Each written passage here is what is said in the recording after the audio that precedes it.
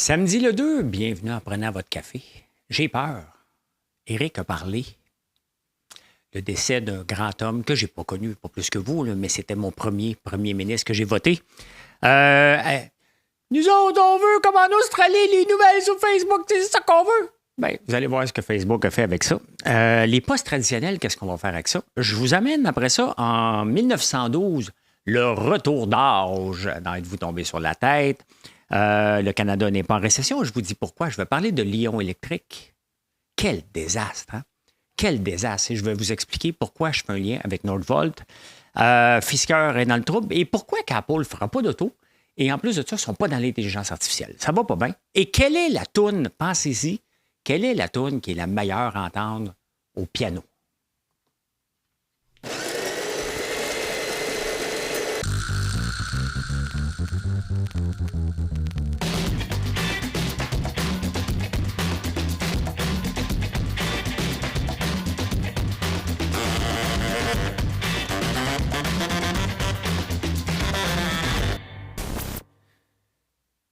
Mais je suis donc bien impoli, moi. Pendant que je vous dis quelle est la toune, hein, je vous pointe le doigt d'en face. Ceux qui ne me voient pas parce qu'ils sont en podcast, c'est ce que je viens de faire.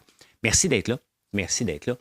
Je vous souhaite un beau samedi. Moi, je m'en vais travailler dans le bois aujourd'hui, vérifier s'il y a des fuites. Ça ne coulera probablement pas parce que je tombe dehors. Rajouter quelques entailles parce que et réparer quelques lignes que je n'avais pas eu le temps. Tu sais, quand tu es en mission d'entailler, à un moment donné, il faut que tu te rendes au bout, puis après ça, tu peux revenir parce que si tu fais toute l'amélioration en même temps, ça finit pas. J'aurais dû le faire cet été, j'ai pas eu le temps.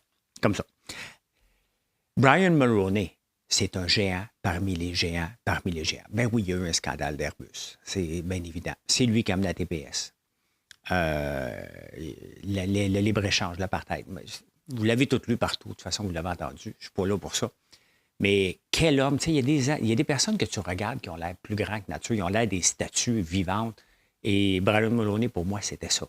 Je ne l'ai jamais rencontré, mais c'est sûr que j'aurais aimé ça. C'est bien évident. J'ai rencontré une fois Jean Chrétien dans une maison privée en Floride. Il est très sympathique, très sympathique. Mais Brian Mulroney, mais quelle voix! Hein? Quel homme, point, tout simplement. Donc, les gens vont retenir des scandales. Moi, j'aime mieux retenir qu'est-ce qu'il a fait et quelle classe il dégageait. Puis il chantait bien comme un crooner en plus. Hein? Mes sympathies à la famille. Qu'est-ce que j'ai marqué, là? Qu'est-ce que j'ai marqué? Ah, Caroline, que ça me dérange. Moi, je suis un gars de finance. Hein? Le show ici, là, on parle...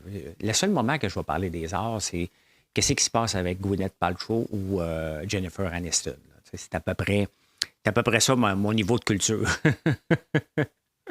Et qu'est-ce que je vais avoir écouté comme Narcos ça, sur Netflix? Bon, chacun, je ne suis pas un gars qui n'aime pas la culture, mais je trouve qu'il y a trop de place dans les journaux pour la culture. J'ai comme l'impression qu'il doit y avoir de quoi. On parle, bien entendu, à tous les jours, on va parler de ce qu'on écoute sur Netflix. Hein? On ne parlera pas de la pièce de théâtre dessinée comme ça. Puis là, le musée, il y a trop de place par rapport à tous les jours, vous parlez de finances. Est-ce qu'on fait de l'argent aujourd'hui? J'en ai assez pour payer le mois. Et je trouve qu'il n'y en a pas assez dans les journaux. Peut-être parce que les gens ne lisent pas cette section-là parce qu'ils la rendent compliquée. C'est pour les initiés. Moi, ce que j'essaie de faire, c'est vraiment de le prendre puis de l'amener pour que tout le monde comprenne. Pour que si j'étais dans une classe de secondaire 2, que je puisse expliquer ce que je vois. Donc, je suis déçu de voir autant de place. Moi, le matin, là, je cherche des nouvelles financières que je peux vous amener. Des nouvelles en général aussi sur l'actualité. Mais j'ai toujours un background entrepreneur ou finance qui ressort beaucoup. Et j'ai hâte juste de vous parler combien Dune va rapporter. Vous voyez comment c'est comme ça. Hein? Hey, l'Italie veut de la concurrence. C'est Luc qui m'a envoyé ça, un gars qui m'écoute. Salut Luc, merci. Vous êtes très gentil de m'envoyer parce que je suis tout le temps tout seul à enregistrer ce show-là et à faire mes recherches, mais vous êtes plusieurs à m'envoyer des affaires. Des fois, je vais le prendre, des fois, je ne vais pas le prendre. Mais il m'a envoyé cet article-là. L'Italie voudrait une usine BYD pour mettre fin au monopole de Stellantis. Très intéressant. C'est vraiment intéressant parce que on ne veut pas les autos chinoises, mais l'Italie, c'est Fiat. Hein? Stellantis, c'est Fiat. Fiat appartient à Stellantis. Et au lieu de courir après Tesla et un paquet d'autres, ben, ils vont voir BYD qui s'est installé en Hongrie. Puis dit, ben, regarde, viens-t'en chez nous. On veut de la concurrence. Ici, on ne les veut pas, les autos chinoises. Et ça, là, lui, ce qu'il veut, le premier ministre d'Italie, puis ce qu'on vous devrait avoir, c'est s'il y a la concurrence, les prix vont être meilleurs. Ici, nous autres, on dit non. Il faut protéger Ford, GM, Stellantis à côté dans le tapis. Hein? Pendant ce temps-là, ils n'investissent plus dans l'auto électrique. Non. Ils versent des dividendes puis ils font des rachats d'actions. C'est ce qu'on a ici. Vous voyez comment c'est complètement à l'envers. Au lieu de dire venez-vous-en, si on veut l'auto électrique, on a besoin de beaucoup de concurrence.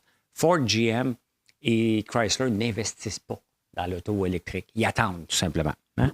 Donc, bravo l'Italie. Ah, ben écoutez, le roman Arrive-Cannes, je suis obligé d'en parler encore une fois. Ben oui. Là, on est complètement perdu d'un chiffre, là. Mais le président de Dalian, qui avait de l'argent qui arrivait de GS Strategy, ce gars-là aurait reçu 150 millions de contrats. Hier, je pensais que c'était 8. En tout cas, j'étais un peu perdu. Mais il reste qu'il est fonctionnaire. Qu'est-ce que tu fais en restant fonctionnaire, à part que d'écouter pour ramasser des contrats? Ça n'a aucun bon sens. Vous voyez comment il n'y a pas de contrôle. À un moment donné, là, à chaque niveau, tu es supposé savoir. Ce gars-là, il a un boss. Ce gars-là a des employés. Il dit jamais qu'il y avait une compagnie. Il ne va jamais dans sa compagnie. Voyons donc, toi. Vous le savez. Moi, si mes employés avaient quelque chose à un sideline, je le saurais, mais je m'en fous. Hein? Tant qu'ils sont là, dans leurs heures de travail, puis ils font bien les produits, bien, tant mieux. Après ça, ce qu'ils font, ça ne m'importe pas. Mais quand tu es fonctionnaire, tu es obligé de déclarer ce que tu fais. Donc, il y a un bris de contrat, il s'est fait mettre dehors, mais ça prouve la non-gestion. Et c'est un symptôme, ce qu'on voit là, c'est probablement, c'est pas juste eux autres, là. Ben, faites-vous-en pas, là, c'est pas juste un petit scandale, c'est un modus operandi. Et il faudrait vraiment refouiller tout l'ensemble au complet. L'appareil gouvernemental est hors contrôle sous Trudeau. Et le prochain gouvernement qui risque d'être conservateur va en avoir plein les baskets pour essayer de régler ça parce que c'est plein de ramifications. C'est d'une tristesse inouïe. Et pendant ce temps-là, on paye. Faites-vous-en pas, on paye. Hein?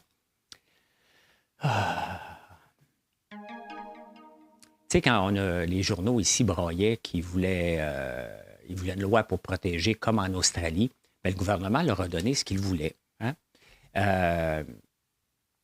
Parfait. Vous voulez être payé pour vos nouvelles? Bon, on va mettre une loi, Facebook va être obligé de vous payer. Fait que Facebook, il dit, no way, on va vous bannir les journaux de Facebook. Là, la démocratie, hein? Est-ce que vous souffrez de la démocratie depuis ce temps-là? Non. Ah non. Si vous avez le goût de lire les nouvelles, vous les voyez. Vous allez ailleurs. Est-ce qu'ils ont perdu des revenus? Ben oui, ils ont perdu des revenus, les journaux, mais ils ont couru après. Ils disent, non, on veut comme l'Australie. Ben savez-vous ce que Facebook vient de faire? Puis, si vous m'écoutez, je ne suis pas un devin, là, mais c'est ce que je parlais régulièrement. Facebook vient d'arrêter de payer les journaux en Australie, puis il dit, regarde, on ne vous veut pas sur la plateforme. La plateforme Facebook n'est pas un relais de nouvelles parce que les journaux ont mal joué le jeu. Hein? Ils mettent juste le lien. Les grands titres. François Lambert va à Paul Arcand. Bon, ben oui, j'ai été à Paul Arcand jeudi matin. Un jeune inconnu qui commence à la radio qui m'a demandé, viendrais-tu me donner du reach un peu?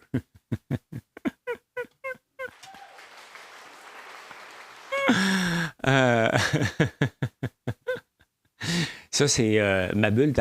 Moi, j'ai un triangle là, dans le front. Donc, ça, je l'appelle le triangle des Bermudes. Et quand il y a une bulle d'air qui passe là, bien, il se passe ce qui vient de se passer. Hein? Fait que les nouvelles sur Facebook, ils ont dit on n'en veut pas. Parce que Facebook veut que les gens restent sur la plateforme. Les journaux, leur seul but, c'était d'utiliser une plateforme et de dire bien, toi, là, FU, moi, je vais amener les gens, je vais me servir de toi pour amener les gens sur mon site où ce que je vais vendre la pub. Il n'y avait aucun modèle. Ce que les journaux auraient dû faire, bien entendu, c'est d'écrire des textes au complet, les laisser sur Facebook. Faire des vidéos avec la nouvelle, les laisser sur Facebook. Ils ne l'ont pas fait. Donc, ils se sont fait sortir et c'est exactement ce que Facebook ne voulait pas. Et ça ne fait pas partie de leur modèle d'affaires. Fait qu'ils n'en veulent pas de nouvelles. C'est écrit dans le ciel, bien c'est ça. Hein? Donc, tout le monde a perdu. À force de demander, là, de trop demander, tout le monde perd. Et c'est ça, dans des négociations, des fois, il faut que tu saches quand est-ce que j'arrête. J'ai une free ride. C'est une free ride qu'avaient les journaux, au contraire de ce qu'ils disaient, là. C'est une free ride, mais ils n'en ont pas profité. Qu'est-ce qu'on fait avec les postes traditionnels, Poste Canada? Hein? La Royale... en Angleterre, la Royale quelque chose. la Poste française, ils ont tous le même problème. Ils ne sont plus capables d'être rentables. Hein? Est-ce qu'on devrait, là, ils commencent à penser en Angleterre, c'est 6 jours par semaine. Ici, est-ce qu'on a vraiment besoin d'avoir du courrier tous les jours? Tu sais, il faut falloir se poser des questions sérieuses par rapport à ça. Là. Est-ce qu'on a vraiment besoin, mais vraiment, vraiment, vraiment? La réponse est non. Il y a d'autres moyens. Il est temps que toutes les postes à travers le monde, en tout cas, on va se concentrer sur nous, là, mais j'ai hâte d'en voir une qui va dire, bien, en Angleterre, ils pensent de couper de 6 jours à 5 jours. Là, le monde capote, là. Hein? Mais je pense qu'il faut revenir. De toute façon, les entreprises, là, ils n'utilisent pas Post Canada. Puis si vous êtes une entreprise qui utilise Post Canada pour livrer vos colis, dites-les pas à grand monde parce que vous vous faites fourrer royalement par à peu près 10$ le colis à chaque fois. Il y a d'autres méthodes d'utiliser et c'est ceux-là qu'on utilise. On utilise des brokers. Donc, est-ce qu'on a vraiment besoin en 2024 d'avoir notre courrier? Moi, j'ai reçu mon bill électrique. Là. Je pourrais l'avoir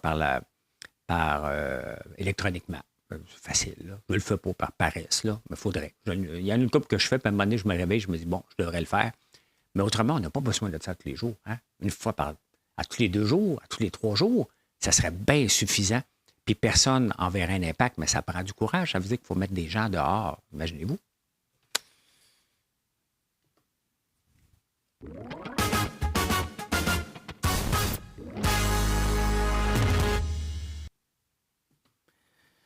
Je vais en profiter pendant que les gens parlent pour vous dire que le REM a encore eu une panne.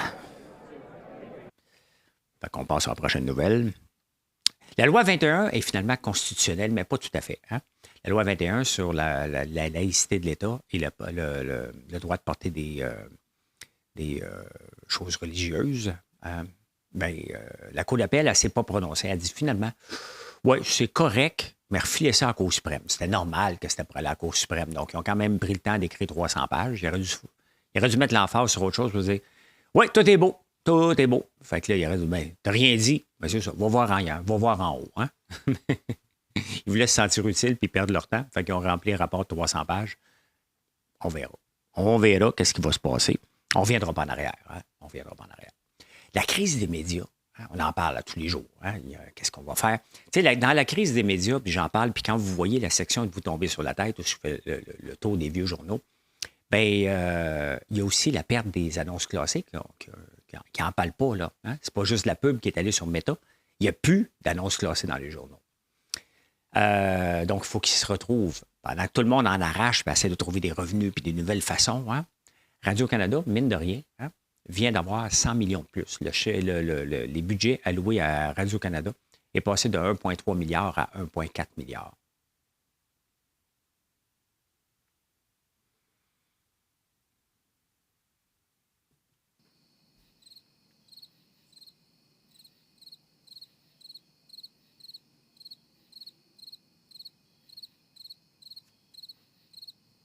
Ça n'a pas de sens. Ça n'a pas de sens. Hey, la SAQ va aller en grève. Ils se sont donné un mandat de grève de 15 jours. Moi, ce que je leur dis, j'espère que le gouvernement, cette fois-là, ils veulent revoir les horaires de travail. Hein? Quand bien ça, on va régler quelque chose, là. Tu travailles quand il y a des clients, puis quand il n'y en a pas, tu t'en vas chez vous.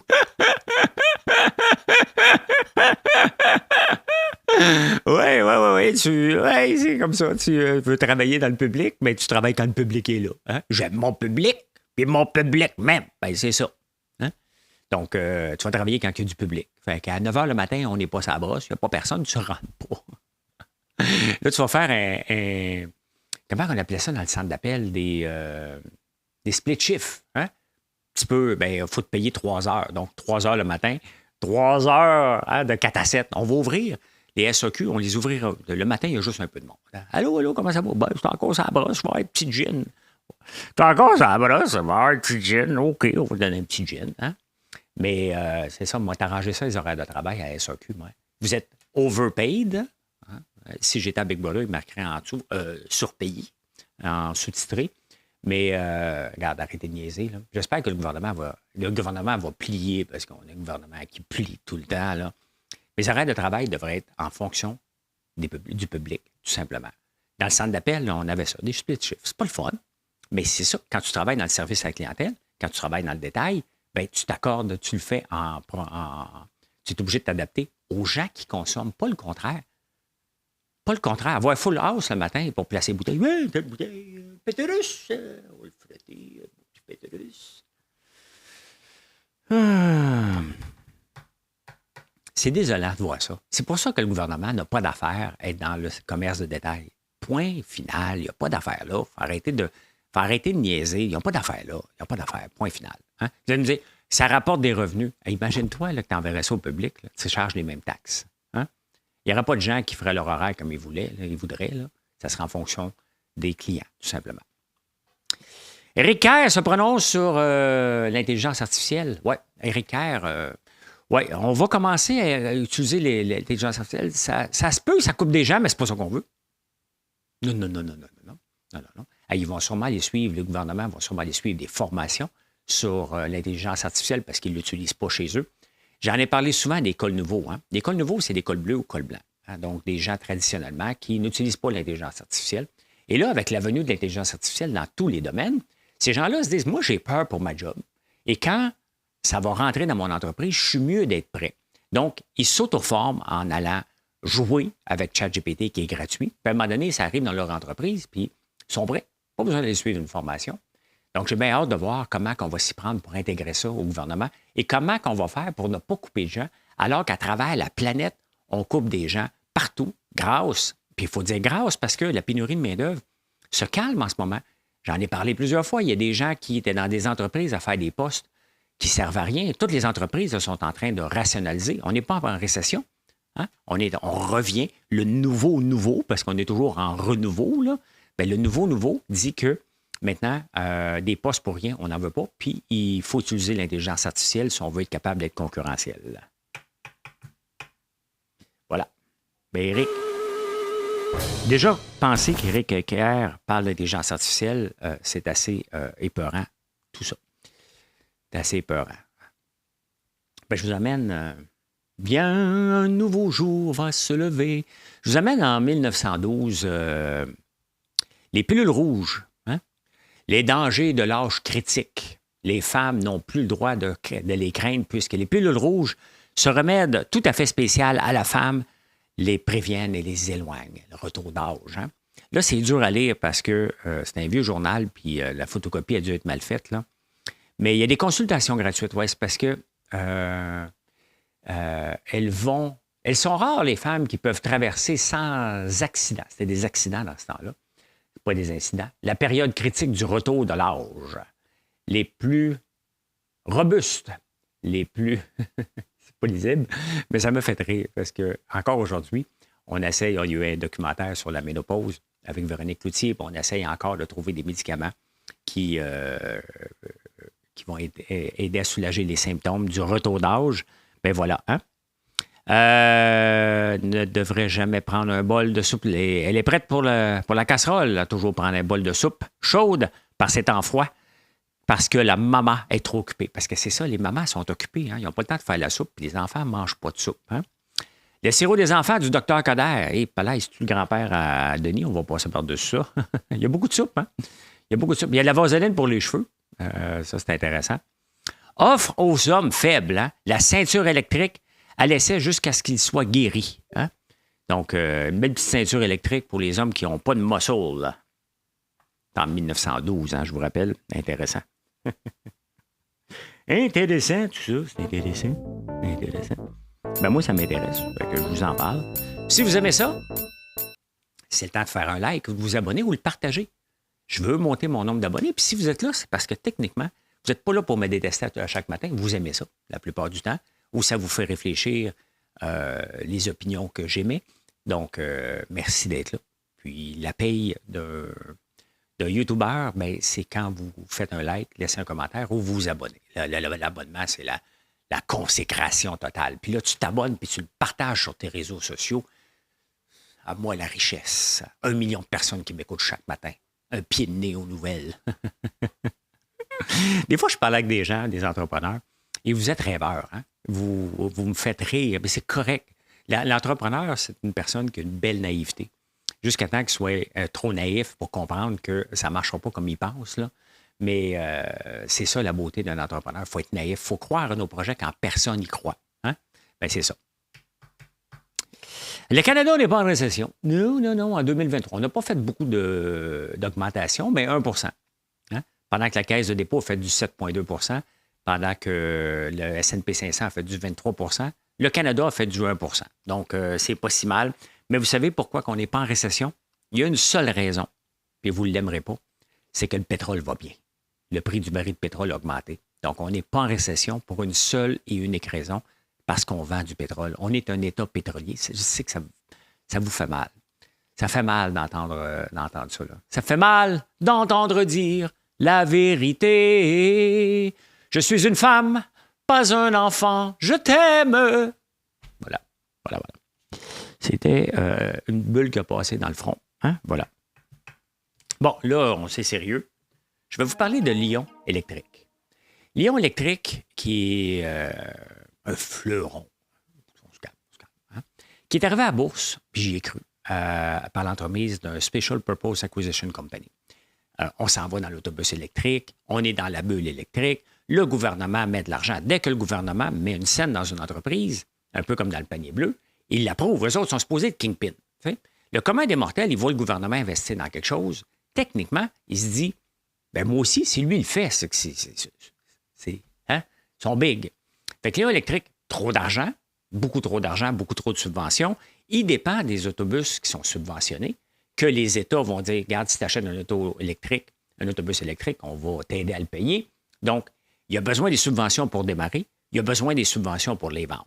Déjà là, si on regarde ça froidement, ça n'a pas de bon sens. C'est le modèle Alexandre Taillefer. Alexandre Taillefer va passer... Il va y avoir des études de cas. Le modèle Alexandre Taillefer. Aujourd'hui, on va étudier le modèle Alexandre Taillefer. Et alors, c'est quoi?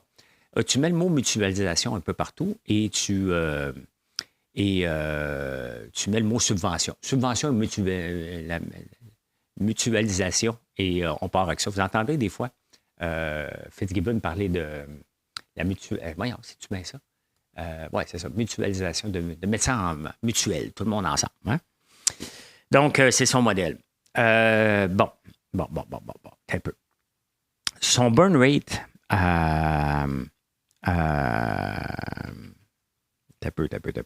Le burn rate est de 110 millions par année l'année passée. Donc, ça veut dire que juste pour opérer avec les revenus qu'ils ont et les dépenses qu'ils ont, ils ont besoin de 110 millions Lion Électrique. En ce moment, ils ont 30 millions dans le compte de banque, 63 millions de disponibles rapidement, s'ils en ont besoin. Ils ont mis 150 personnes dehors au mois de novembre. Ils ont mis 100 personnes dehors dernièrement. Donc, ils réduisent les effectifs. Bien entendu, ils mettent la faute sur toutes les autres. C'est comme ça des entreprises qui dépendent des subventions. C'est pas sur leur faute, ça ne marche pas, c'est que les gouvernements se pognent là derrière. C'est symptomatique. Et j'aime Lion Électrique. J'ai investi dedans. Là. Mon CELI, il est plein de Lion Électrique. Je veux qu'ils réussissent. Mais à un moment donné, je ne peux pas me fermer les yeux sur des gaffes de la façon qu'on a fonctionné. Et ce n'est pas la faute à Lion Électrique, c'est la faute au gouvernement qui encourage ça. Il encourage Nordvolt à venir s'installer ici alors que le domaine des batteries est en ralentissement en ce moment. Lion Électrique, une usine à Saint-Jérôme, une usine à Mirabel. Donc, quand je passe pour aller en campagne, je la vois, l'autre usine à Mirabel. Ils ont dit, il faut qu'on vende aux États-Unis. On va en ouvrir une en même temps aux États-Unis. Mais quelle gaffe? C'est la gaffe de Nordvolt. Nordvolt, ils ont 2-3 usines dans le monde, ils sont venus s'installer ici pour pouvoir vendre des batteries en Amérique du Nord. Lion s'installe aux États-Unis pour vendre des autobus aux États-Unis, puis là, ça ne marche pas. Ils ne sont pas tout seuls, puis il y a de la concurrence, et on dépend de subventions. Bien, vous voyez, c'est écrit dans le ciel que ça va péter aux frettes. En plus de ça, les foutus Special Purpose Acquisition Company, ça devrait être illégal. Tout ce qui est là-dedans finit par dégringoler totalement. Moins 91 % depuis l'arrivée en bourse. Et Lion, on y a cru. Il y a un paquet de monde comme vous qui a acheté Lion parce qu'on y a cru, tout simplement. Et on s'est fait tout avoir, tout simplement. Hein? Donc, qu'est-ce qu'on fait maintenant? Hein? Maintenant que c'est le cas, il n'y a rien à faire. Il n'y a rien à faire. Je ne sais pas, Lion, ça va devenir un puits sans fond, puis on ne voudra pas perdre la face en continuant à mettre de l'argent jusqu'à temps que ça marche à la Bombardier. J'ai peur. Sincèrement, j'ai peur. Je ne veux pas perdre mon placement, mais il faut que je sois réaliste. Je suis à moins 91 %. Les chances de récupérer ça de mon vivant, c'est nul, parce que la compagnie ne sera pas là dans 30 ans. Il faut être réaliste. Des compagnies qui durent 30 ans, il y en a très, très peu. Là. J'en ai une, moi. Aïva Technologies, qu'on a lancée en 2000, bon, en 2024. Ça fait 24 ans qu'elle existe. Les seules subventions qu'on a, ben, c'est les crédits de recherche et développement, comme toutes les compagnies de logiciels. Ben, écoutez, on va regarder ça, tiens, Lyon. Ben, 1,96 si on regarde depuis le début. Ben voilà, de 25, regardez la courbe, si vous ne la voyez pas, c'est le Mont-Tremblant. Tu es en haut du Mont-Tremblant, puis tu regardes, tabarnane, ça descend. Ben, c'est à peu près ça. Moins 90,92 %. On ne récupérera jamais, jamais, jamais, jamais, parce qu'ils ne sont pas uniques au monde. Ils ont des belles autos. Hein? Le camion, l'autre jour, j'en ai vu un, vraiment, c'est majestueux comment c'est beau. Mais regardez, cette semaine, ils ont eu des problèmes. Ils perdent des bouts. C'est mal vissé. Ça ressemble à un Boeing, là, mais voilà. Hein? Fisker, tiens, pendant qu'on parle d'auto électrique, bien, vous voyez, c'est la catastrophe partout. Hein? C'est pas juste Lyon. Lyon est victime un peu de sa naïveté et son enthousiasme trop grand de penser que c'était infini puis que tous les gouvernements étaient pour faire le move rapidement. Là, maintenant, il faut qu'ils trouvent. Toutes les entreprises doivent trouver comment ils vont faire pour arriver jusqu'en 2035, parce que c'est pas là que ça se passe. Fisker, quand même, qui avait déjà fait faillite en Fisker Auto, bien là, ils annoncent qu'ils n'ont presque plus d'argent, puis regardez, le titre a tombé de moins 43 %. Ça sent la fin. Là, quand une compagnie, regardez, dernièrement, le panier bleu, Fitzgibbon a dit « Ouais, ça sent la fin », ben c'est un peu ça. Hein? Fait que c'est la fin. Fisker a déjà monté. Eux autres, ils sont en bourse depuis 2018. Ben, c'était un Special Purpose Acquisition Company, toujours à 10 $, comme c'est le cas. Puis on est paf, ça en va en bourse. Il monte jusqu'à 30 $ et aujourd'hui, ça vaut 41 cents, une baisse de 43 % en une journée. Ça sent la fin pour Fisker aussi. Hein? Donc, qu'est-ce qu'on fait? Hein? Ça, il y aura probablement. Il n'y a plus personne qui va remettre de l'argent dans ces affaires-là. Et pendant ce temps-là, une compagnie américaine, Fisker, Lyon, une compagnie canadienne. Et pendant ce temps-là, que tout tombe et que ça va bien en Chine, puis parce qu'ils ont investi massivement au bon moment, ils sont capables d'avoir les autos rentables, on ne les veut pas sous peine de danger. Puis ils pourraient nous contrôler puis freiner quand on veut. Puis l'intelligence dans le logiciel, on se fait des peurs. Tu sais, c'est un vieux sénile aux États-Unis qui prend des décisions comme ça, Joe Biden. Tu sais, il pourrait contrôler notre char. Voyons donc, BYD, là, qui appartient aussi à Warren Buffett, où je pense qu'il a vendu. Non, je pense qu'il est encore dedans. Veut vendre des autos, puis ils vont commencer à contrôler, puis créer des accidents juste pour le fun. Y a-t-il quelqu'un vraiment d'assez sensé qui pense que ça pourrait arriver? Hein? S'ils veulent nous contrôler, ils ont juste à mettre dans le téléphone. On est certain qu'ils vont nous contrôler en dehors de l'auto aussi. Là, parce que s'ils mettent quelque chose pour nous contrôler dans l'auto, il faut quand même avoir les fesses assis dans l'auto là, pour qu'ils nous contrôlent. Tandis que le téléphone, on l'a. Rarement ses fesses, on l'a toujours dans la poche en avant. Hein? Et Apple, qu'est-ce qu'ils font? Qu'est-ce qu'ils font à Apple? Comment ça se fait qu'Apple n'a pas encore d'intelligence artificielle? Hein? Apple n'est jamais le premier arrivé. Mais à un moment donné, c'est parce que là, il y en a qui prennent le leadership solide, là. Mais est-ce qu'ils ont des plans? Semblerait que oui. Ils vont arriver quand? Avec quelque chose de tangible. Qu'est-ce qu'ils vont faire de différent? Tu sais, c'est bien d'être toujours différent, puis Apple, les champions là-dedans. Mais sont-ils capables toujours d'être mieux que les autres? ChatGPT va être dur à détrôner, là. En parlant de ChatGPT, il y a Elon Musk qui est poursuivi pour danger contre l'humanité. Et il n'y a pas d'auto pour Apple. Donc, c'est deux choses du futur, l'auto électrique et l'intelligence artificielle, deux modèles où ils ne sont pas dedans. Ils doivent être l'auto, on le comprend, là, on vient de le savoir. Mais l'intelligence artificielle, ben, j'ai hâte de voir, comme tout le monde.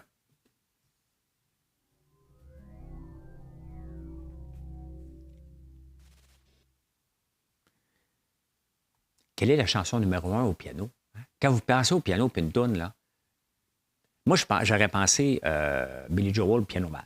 Pianoman. Sing us a song, you're the piano man. Ben non, c'est Bohemian Rhapsody. Je ne me souviens pas tout de l'air, donc vous êtes épargnés là-dessus. Vous êtes chanceux. Hein? Mais c'est Bohemian Rhapsody. Les gens, quand ils pensent à une toune de piano qui les fait dire ça, c'est la meilleure toune au piano, c'est Bohemian Rhapsody. Je ne me souviens pas toute la gang. Elvis en a une ou deux. Les Beatles en ont une couple là-dedans. Adele, numéro 5, avec Someone Like You. Someone like you. Voilà. Donc, Bohemian Rhapsody, on va aller l'écouter tantôt au piano. Vous voyez pourquoi Ozempic a du succès que Wegovy, puis que toutes les entreprises maintenant investissent massivement là-dedans. Tu sais, Ozempic et Wegovy, ça appartient à Nordisk Novo. Et en Finlande, ils ont 10 du PIB. Ils ne sont pas à veille de réduire. Hein. On est rendu avec 1 milliard d'obèses. Donc, une personne sur 8 dans le monde est obèse. Là-dessus, les enfants, depuis 1990, ça s'est multiplié par 4 pour les enfants, multiplié par 2 pour les adultes. Donc, c'est un marché énorme, énorme, l'obésité. Et notre style de vie, bien entendu, hein, la bouffe processée qu'on mange, bien entendu, mais c'est quand même, c'est une catastrophe. Là. C'est une catastrophe. Et finalement, je vous montre un char spécial. Est-ce que vous l'achèteriez, ce char-là? Hein? C'est une Rolls-Royce décapotable, fait avec du bois comme les bateaux ultra riches. Là. Bien, cette auto-là a été faite sur mesure, parce que Rolls-Royce fait des chars sur mesure, bien entendu. 31 millions USD. Là, ils disent 30 millions, mais les autres places, 28. Mettons 30 millions US pour un char. Il est unique. Tu n'en as rien qu'une. Il est fait pour toi. Ben, c'est ça. Hein? Et je peux dire ceci. Mission accomplished. Merci d'être là. Je vous souhaite un excellent samedi. Puis venez nous voir sur françoislambert.one. Si vous êtes encore ici, j'ai parlé longtemps ce matin, ça m'arrive des fois. Si vous n'avez pas laissé un commentaire, faites-moi un petit coucou. Si vous n'êtes pas abonné, bien là, faites-moi plaisir.